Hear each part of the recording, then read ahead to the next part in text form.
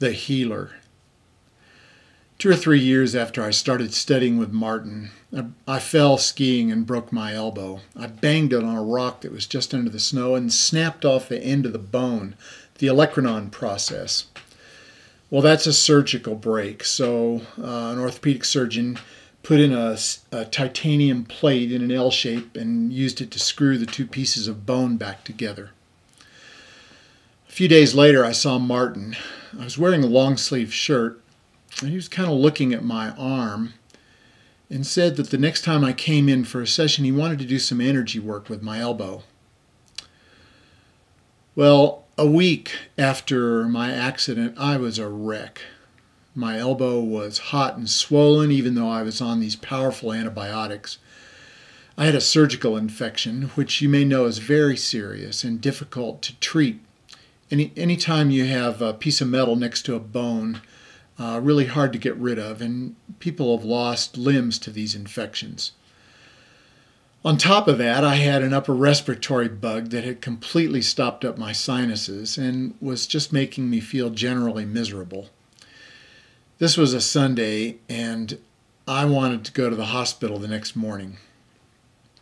Well, Deb suggested that I try a spiritual healer who shared office space with a psychotherapist friend of ours, and I figured it couldn't hurt, so I got an appointment that same evening.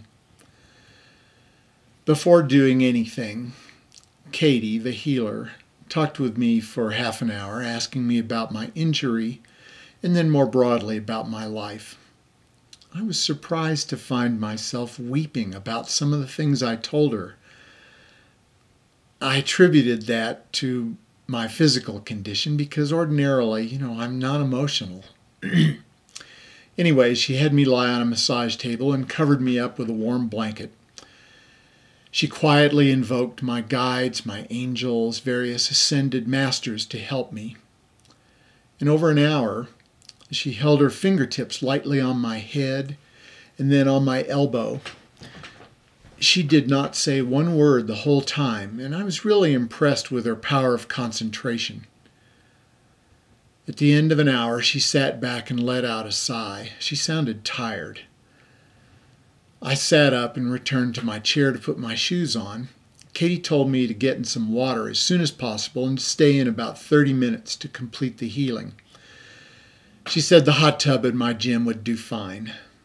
And as I thanked her and turned to go, I noticed that I could breathe through my nose again. In fact, my sinuses were completely clear.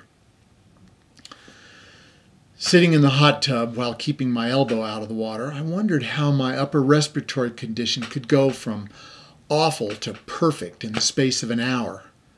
I had never had anything like that in my life, and it defied explanation. At the end of 30 minutes, I got out of the hot tub and was toweling off when I noticed that my half cast on my arm was loose. So I took it off and looked in amazement at my arm.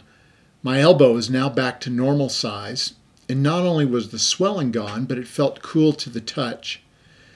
And except for the new surgical scar, it looked just like my other arm.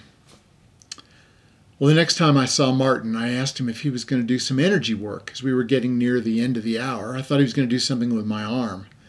He shook his head and said that I didn't need anything. So I told him about Katie, whom he hadn't heard of before. Martin looked off, to the side as he does, and then said, "She's the real deal."